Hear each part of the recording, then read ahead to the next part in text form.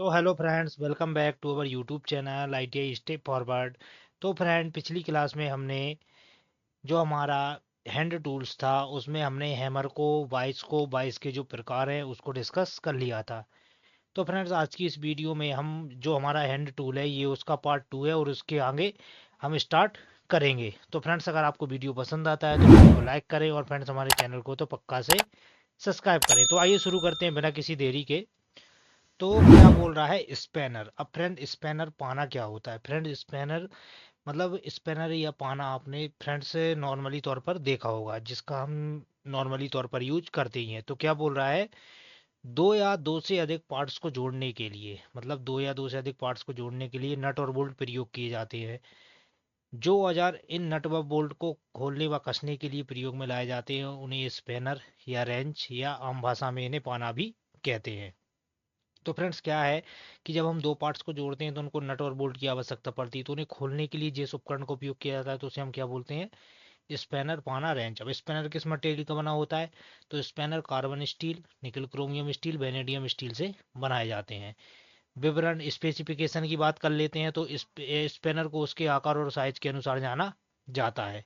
तो स्पैनर को कैसे जाना जाता है? इसका साइज प्राय इसके ऊपर छपा रहता है। इसका साइज नट या बोल्ट के हेड के फ्लैट टू फ्लैट दूरी से लिया जाता है। मतलब कोई भी नट है उसकी फ्लैट टू फ्लैट दूरी से इसका साइज लिया जाता है। किसका? स्पैनर का। अब स्पैनर के प्रकार आ जाते हैं। तो पहला कौन सा स्पैनर है? हमारा सेट स्पैनर। इस प्रकार के स्पैनर खुले सिरे वाले होते हैं जिनके सिरे एक्स के साथ कितने डिग्री का कोण बनाते हैं? 15 डिग्री का कोण बनाते हैं। ये स्पैनर नट व बोल्ट की दो सतहों को ही पकड़ते हैं। इनका अधिकतर प्रयोग साधन कार्य करते समय नट व बोल्ट को कसने व ढीला करने के लिए किया जाता है। इसका प्रयोग प्राय वहां किया जाता है जहां पर नट व बोल्ट को घुमाने के लिए पर्याप्त स्थान हो। ये स्पैनर 6 से 32 mm तक पाए जाते हैं। सेट स्पैनर निम्नलिखित दो प्रकार की होती है। मतलब जो हमारे सेट स्पैनर रहते हैं कितने डिग्री का कोण बनाते हैं? खुले सिरे वाले होते हैं और अक्ष के साथ 15 डिग्री का कोण बनाते हैं। और कहाँ से कहाँ तक पाए जाते हैं? तो 6 mm से 32 mm तक पाए जाते हैं। अब सेट स्पैनर भी दो प्रकार के होते हैं। पहला है सिंगल एंडेड। इस प्रकार के स्पैनर का एक ही मुंह होता है जो कि एक निश्चित साइज में बना होता है। कैसा बना होता है? निश्चित साइज में बना होता है। इस स्पैनर का प्रयोग केवल एक साइज के नट व बोल्ट को कसने व ढीला करने के लिए किया जाता है। तो ये कौन सा है हमारा? ये हमारा सिंगल एंडेड स्पैनर है। मतलब इसमें एक ही तरफ ये जो मुंह है जो एक ही तरफ बना है, तो इसलिए इसको क्या बोला है? Single ended spanner. तो सेकंड है हमारा डबल एंडेड स्पैनर। इस प्रकार के स्पैनर के दो मुंह होते हैं। इसके दोनों मुंह अलग अलग सिरों पर होते हैं और अक्ष से एक दूसरे के विपरीत होते हैं। इनको दो साइज के नट व बोल्ट को फिट करने के लिए किया जाता है। मतलब इसमें दो मुंह होते हैं और दोनों का क्या रहता है? साइज अलग अलग रहता है। तो ये हमारा कौन सा है? Double ended spinner. अब आ जाता है 12 पीस वाला सेट स्पिनर। जो सेट स्पिनर रहते हैं 6 से 32 mm तक पाए जाते हैं। तो इनके साइज वगैरह दिए गए हैं। जैसे एक नंबर का साइज क्या होगा? 6 से 7 mm। दो नंबर का क्या होगा? 8 से 9 mm। तीन नंबर का क्या होगा? 10 से 11। तो इस प्रकार ये स्पिनर के साइज को दर्शाया गया है। अब आ जाता है हमारा रिंग स्पिनर। इस प्रकार के स्पिनर के दोनों सिरों में सुराख होते हैं और उनमें प्रायः 12 नोचेस बने होते हैं। इस प्रकार ये बोल्ट या नट के हेड को चारों ओर से पकड़ लेते हैं, जिसके कारण कसते व ढीला करते समय स्पिनर के फिसलने की संभावना नहीं रहती। और इसके दोनों सिरे अलग अलग साइज के होते हैं। जो रिंग स्पिनर रहता है कैसा रहता है फ्रेंड्स? हमारा गोल टाइप का रहता है। रिंग स्पिनर भी आप सभी ने देखा होगा। इसका प्रयोग कहाँ करते हैं? तो इसका प्रयोग वहां पर किया जाता है जहां पर नट या बोल्टों को घुमाने के लिए जगह कम होती है। तो वहां पर किसका यूज करते हैं? हम रिंग स्पिनर का यूज करते हैं। चलिए आगे बढ़ते हैं। थर्ड नंबर कौन सा है हमारा? Tubular box spanner. यह एक खोखला पाइप होता है जो कि अंदर से सस्टोज आकार में बना होता है। ये भिन्न भिन्न लंबाइयों व साइजों में पाए जाते हैं। इसकी बॉडी पर एक आर पार सुराख बना होता है जिसमें गोल सरिया डालकर इसे घुमाया जाता है। इसका अधिकतर प्रयोग गहराई में लगे सस्टोज आकार के नट व बोल्ट को कसने व ढीला करने के लिए करते हैं। तो ये हमारा कौन सा है? ये हमारा कौन सा स्पैनर है? तो ये हमारा ट्यूबलर बॉक्स स्पैनर है। इसमें हम क्या करते हैं? एक सॉकेट डालकर इसको घुमाया जाता है। इसका प्रयोग षष्ठभुज आकार के नट को खोलने के लिए करते हैं। अब आ जाता है हमारा सॉकेट स्पिनर। इसे आम भाषा में गोटी भी कहते हैं। क्या बोलते हैं? गोटी भी कहते हैं। इसका मुंह केवल एक ही सिरे पर बना होता है जो भिन्न भिन्न साइजों में पाया जाता है। इसके मुंह में 6 या 12 नोचेस बने होते हैं। इसके दूसरे सिरे पर चौकोर स्वर बना होता है जिसमें टॉमी वार हैंडल लगाकर इसे घुमाया जा सकता है। इस स्पिनर का प्रयोग प्राय वहां पर किया जाता है जहां पर नट या बोल्ट कुछ कम गहराई में लगा हो और अधिक मजबूत की पकड़ की आवश्यकता हो। तो वहां पर हम किसका यूज करते हैं? हम वहां पर हम सॉकेट स्पिनर का यूज करते हैं। इसको कैसे यूज करते हैं? ये हमारा टॉमी वार हैंडल रहता है, इसको हम घुमाते जाते हैं तो वो जो हमारा बोल्ट है उसको कसता है या ढीला करने के लिए इसका यूज किया जाता है। अब आ जाता है हमारा एडजस्टेबल स्पिनर। इस प्रकार के स्पैनर के मुंह के साइज को घटाया बढ़ाया जा सकता है। इसकी बनावट में दो जास होते हैं और एक फिक्स्ड जा होता है और दूसरा मूवेबल होता है। इस प्रकार के स्पैनर का प्रयोग अलग अलग साइज के नट व बोल्ट को खोलने व कसने के लिए किया जाता है। इस स्पैनर की शक्ति अन्य स्पैनरों की अपेक्षा कुछ कम होती है, इसलिए इसका प्रयोग हल्के कार्यों के लिए किया जाता है। साइज की बात कर लेते हैं तो यह 150 mm, 200 mm, 300 mm तक पाया जाता है। चलिए अब आगे बढ़ते हैं नेक्स्ट स्पैनर पर। ये हमारा कौन सा है? ये हमारा एडजस्टेबल स्पैनर है। इसके बाद आ जाता है हमारा पिन हुक स्पैनर। इस प्रकार के स्पैनर का एक सिरा अर्धगोल होता है। कैसा रहता है? ये अर्धगोल सिरा आपको दिख रहा होगा, जिसके सिरे पर एक हुक बनी होती है। इस स्पैनर का प्रयोग गोलाकार नट पर किया जाता है, जिसमें एक सुराख बना होता है। स्पैनर की हुक इस सुराख में फंसा दी जाती है और नट को आवश्यकता अनुसार खोला व कसा जा सकता है। तो वहां पर किसका यूज करते हैं? Pin hook spanner. अर्धगोलाकार रहता है। इसमें क्या रहता है? ये इसकी जो पिन रहती है ये हमारे नट में फंसा दी जाती है और उसके द्वारा हम इसको कर सकते हैं, खोलो या कस सकते हैं। अब आ जाता है पाइप रेंच। अब आ जाता है पाइप रेंच। इसकी बनावट में दो जास और एक हैंडल होता है। इसकी बनावट में क्या रहता है? दो जास और एक हैंडल होता है। जास को एक नट के द्वारा समायोजित किया जा सकता है। इसका प्रयोग पाइप फिटिंग करते समय पाइप को कसने व ढीला करने के लिए किया जाता है। ये प्राय 150 से 600 mm तक पाए जाते हैं। इसके द्वारा 15 से 50 mm व्यास तक के पाइप पकड़े जाते हैं। जो पाइप रेंच रहता है उसके द्वारा 15 से 50 mm व्यास तक के पाइपों को हम पकड़ सकते हैं। इसके बाद आ जाता है हमारा चेन पाइप रेंच। यह एक रोलर चेन और एक लंबे टेपर्ड हैंडल का प्रयोग किया जाता है। इसके हैंडल को बोल्ट के द्वारा जास पर जोड़ा जाता है। इसका प्रयोग बड़े व्यास के पाइपों को पकड़ने या ग्रिप करने के लिए किया जाता है। इसका प्रयोग अनियमित आकारों को पकड़ने या ग्रिप करने के लिए भी किया जाता है। चेन रेंच के द्वारा कितने 50 से 150 एम व्यास वाले पाइपों को पकड़ने के लिए प्रयोग किया जाता है। ये हमारा चेन रेंच का डायग्राम बना है, तो आप चेन रेंच का डायग्राम भी देख सकते हैं। अब आ जाता है रैचेट रेंच। रैचेट रेंच क्या रहता है? यह एक प्रकार का बंद सिरे वाला रेंच होता है, जिसमें एक रैचेट लगा होता है। रैचेट की सहायता से रेंच को बिना हटाए नट व बोल्ट को निश्चित दिशा में घुमाया जा सकता है। इस रेंच का प्रयोग वहां किया जाता है जहां पर जगह कम होने के कारण इसे पूरे चक्कर के लिए घुमाना संभव ना हो। मतलब जगह कम होने के कारण पूरे चक्कर घुमाना संभव ना हो तो वहां पर हम किसका करते हैं? रैचेट रेंच का यूज करते हैं। अब आ जाती है एलन की। यह चाबी षष्ठभुज आकार की छड़ से बनाई जाती है, जिसका छोटा सिरा 90 डिग्री के कोण में मोड़ दिया जाता है। ये भिन्न भिन्न साइजों में पाई जाती है। प्रायः 2 mm से 12 mm साइज तक की एलन की पाई जाती है। इन्हें सुरक्षा स्पैनर भी कहते हैं। एलन की को क्या बोलते हैं? सुरक्षा स्पैनर। इसका प्रयोग प्राय सॉकेट हेड स्क्रू बोल्ट को कसने व ढीला करने के लिए किया जाता है। सॉकेट हेड स्क्रू बोल्ट को कसने व ढीला करने के लिए किसका यूज करते हैं? हम एलन की का करते हैं। अब मीट्रिक साइज नट बोल्ट के हेतु स्पैनर की गणना करने के लिए सूत्र। मीट्रिक साइज नट या बोल्ट हेतु स्पैनर की गणना करने हेतु सूत्र। अब रेंच साइज तो क्या रहेगा? थ्रेड का मेजर डायमीटर गुणा 1.5 लगभग। थ्रेड का मेजर डायमीटर इंटू 1.5 प्लस एक लगभग। मतलब ये सूत्र दो प्रकार से होता है। थ्रेड का मेजर डायमीटर इंटू 1.5 लगभग। अब हम इसका उदाहरण देख लेते हैं। जैसे क्या बोल रहा है? 12 mm नट के लिए स्पिनर का साइज क्या होगा? तो थ्रेड का मेजर डायमीटर कितना है? 12 इंटू 1.5। तो 12 का 1.5 में गुणा करेंगे तो कितना जाएगा हमारा? 18 mm। या 12 गुणा 1.5 प्लस 1।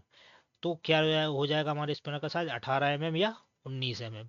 एक जोड़ देंगे तो 19 mm हो जाएगा और बाकी हमारा 18 mm रहेगा। मतलब ये सूत्र दो प्रकार से दिया है। अब इंचों में कैसा रहता है? इंचों में भी ऐसा रहता है। थ्रेड का मेजर डायमीटर गुणा 1.5 प्लस 1/8 इंच। तो क्या बोला? एक नट जिसमें 3/4 इंच BSW थ्रेड है के लिए रेंज का साइज क्या होगा? तो 3/4 गुणा 1.5 क्या आ जाएगा इसका रेंज का साइज? इसके रेंज का साइज आ जाएगा 1/2 या एक सही 1/4 इंच। तो ऐसे इसको आ जाएगा। अब आ जाता है पेंचकस। पेंचकस क्या होता है फ्रेंड? पेंचकस भी आप सभी ने देखा ही होगा। तो जिस औजार की सहायता से झिर्रीदार स्क्रू पेंच को खोलने व कसने के लिए प्रयोग किया जाता है उसे पेंचकस स्क्रू ड्राइवर कहते हैं। इसके तीन भाग होते हैं: हैंडल, शैंक, ब्लेड। ये क्या है? हमारा हैंडल हो गया, ये हो गया हमारा शैंक, और ये आगे क्या रहता है? हमारा ब्लेड। अब पेचकस के भाग देख लेते हैं। तो पहला है हैंडल। यह प्राय लकड़ी या प्लास्टिक का बना होता है। लकड़ी के आगे लोहे की साम फेरूल लगी होती है, जिसमें हैंडल की मजबूती बनी रहती है। ब्लेड को घूमने से बचाने के लिए एक पिन भी लगी होती है। तो ये हो गया हमारा हैंडल। दूसरा आ जाता है शैंक। ब्लेड और हैंडल के बीच के भाग को शैंक कहते हैं। यह हाई कार्बन स्टील की बनी होती है। जो पेचकस की शैंक रहती है किसकी बनी होती है? हाई कार्बन स्टील की। अब आ जाते हैं ब्लेड। यह हाई कार्बन स्टील की बनी होती है। इसके आगे वाले भाग को टिप भी कहते हैं, जो हार्डवेयर टेम्पर किया होता है। अब आ जाता है साइज। पेंचकस का साइज इसकी शैंक की लंबाई और टिप की चौड़ाई से लिया जाता है। कार्य के अनुसार छोटे पेंचकस 45 mm लंबे व 3 mm व्यास में तथा बड़े साइज के पेंचकस 300 mm लंबे व 10 mm व्यास में पाए जाते हैं। फ्रेंड्स, ये आपको याद रखना है कि जो छोटे पेंचकस रहते हैं 45 mm लंबे रहते हैं और कितने व्यास में? 3 mm व्यास में। और जो बड़े पेंचकस रहते हैं वो 300 mm लंबे रहते हैं और 10 mm व्यास के होते हैं। स्क्रू ड्राइवर के प्रकार में पहला है स्टैंडर्ड स्क्रू ड्राइवर। इस प्रकार का पेंचकस गोलाकार की छड़ को आगे से चपटा करके बनाया जाता है और इसके दूसरे सिरे पर आवश्यकता के अनुसार हैंडल फिट किया जाता है। इसका प्रयोग प्राय साधन कार्यों के लिए किया जाता है, जैसे हल्के व छोटे साइज के स्क्रू को खोलना व कसना आदि। दूसरा आ जाता है हैवी ड्यूटी स्क्रू ड्राइवर। इस प्रकार के स्क्रू ड्राइवरों की सैंक प्राय चौकोर आकार की होती है और इसके आगे से चपटा कर दिया जाता है। यह स्क्रू ड्राइवर दूसरे प्रकार के स्क्रू ड्राइवरों की अपेक्षा बड़े साइज के होते हैं। इनका अधिकतर प्रयोग प्राय बड़े कार्यों के लिए किया जाता है। अब आ जाता है हमारा Phillips screwdriver. Phillips screwdriver क्या रहता है? इस प्रकार के स्क्रू ड्राइवर के ब्लेड पर 4 फ्लूट्स कटे होते हैं जो कि फिलिप हेड वाले स्क्रू के साइज के अनुसार फिट हो जाते हैं। इस स्क्रू ड्राइवर का प्रयोग प्राय फिलिप हेड वाले स्क्रू को खोलने कसने के लिए किया जाता है। फिलिप्स स्क्रू ड्राइवर का अब आ जाता है ऑफसेट स्क्रू ड्राइवर। इस प्रकार के स्क्रू ड्राइवर के दोनों सिरों को एक दूसरे के विपरीत 90 डिग्री के कोण में मोड़ दिया जाता है।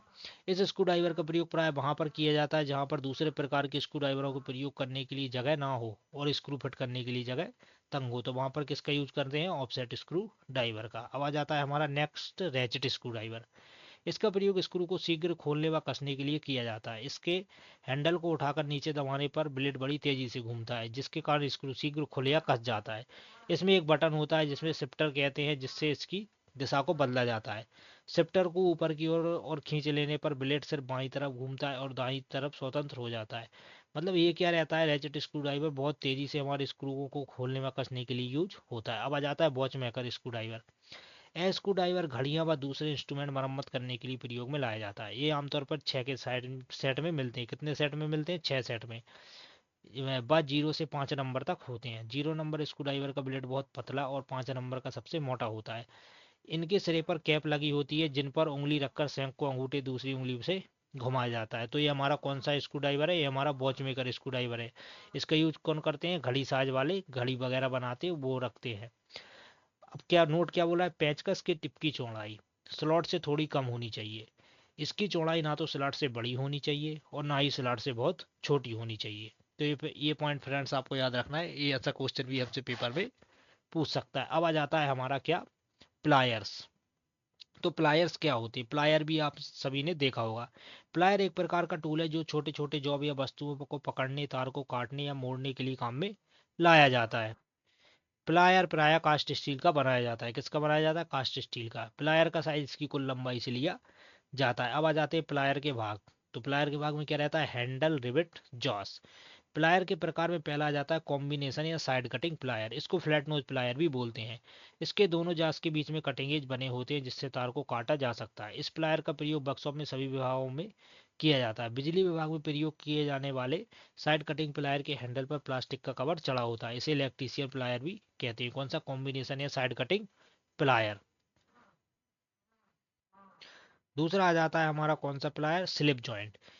इसमें इसके जा को स्लिप जॉइंट की सहायता से अपेक्षाकृत अधिक चौड़ाई में खोला जा सकता है और एक या एक से अधिक साइजों में सेट करके छोटे व बड़े साइज के जॉब पकड़े जाते हैं। कौन सा? स्लिप जॉइंट प्लायर में। थर्ड आ जाता है हमारा डायगोनल या वायर कटर। इसका प्रयोग केवल पतली तारें काटने व छीलने के लिए किया जाता है। इसमें ग्रीपिंग जा नहीं होता। इसका प्रयोग अधिकतर इलेक्ट्रीशियन, रेडियो व इंस्ट्रूमेंट सेक्शन में किया जाता है। कहाँ किया जाता है इसका प्रयोग? इसका प्रयोग किया जाता है इलेक्ट्रीशियन, रेडियो या इंस्ट्रूमेंट सेक्शन में किया जाता है। चलिए फ्रेंड्स आगे बढ़ते हैं। इसके बाद आता है लॉन्ग नोज प्लायर। इसके जहाँ लंबे और टेपर होते हैं। आमतौर पर इनमें कटिंग एज नहीं होते। इसका प्रयोग सोनार तथा रेडियो, टीवी विभागों में तारों को जोड़ने या घुंडी आदि बनाने में किया जाता है। इसके बाद आ जाता है पिंसर प्लायर। इसके दोनों जा गोलाई में अंदर की ओर थोड़े से मुड़े हुए होते हैं। इसकी एक लेग पीछे से प्लेट की होती है जिससे कील के सिरों को ऊपर उठाते हैं। इसका प्रयोग लकड़ी में से कील इत्यादि निकालने के लिए किया जाता है। इसे क्या बोलते हैं? इसे जम्बूर प्लायर भी बोलते हैं। तो फ्रेंड्स ये इसका डायग्राम है। तो फ्रेंड्स आज की वीडियो में इतना ही। इसमें हमारा क्या हो गया, जो हमारे हैंड टूल्स में जितने भी टूल्स आते हैं फिटर के, वो हमने हैंड टूल्स के इस वीडियो में पूरी तरह से कवर कर लिए हैं। अब जो फ्रेंड्स हमारा नेक्स्ट वीडियो रहेगा वो रहेगा हमारा धातु। मतलब अगली जो हमारी उसमें हम क्या करेंगे, उसमें हम जो हमारा धातु चैप्टर है उसको पूरी तरह से कवर करेंगे। तो फ्रेंड धातु चैप्टर की भी कुछ ऐसा हो सकता है, उसकी भी जो वीडियो है थोड़ी लंबी हो सकती है, लेकिन फ्रेंड्स आपको नॉलेज पूरा बराबर मिलेगा। तो फ्रेंड्स अगर आपको वीडियो पसंद आता है तो वीडियो को लाइक करें और चैनल को सब्सक्राइब करें। तो फ्रेंड्स मिलते हैं अगली वीडियो में, तब तक के लिए जय हिंद।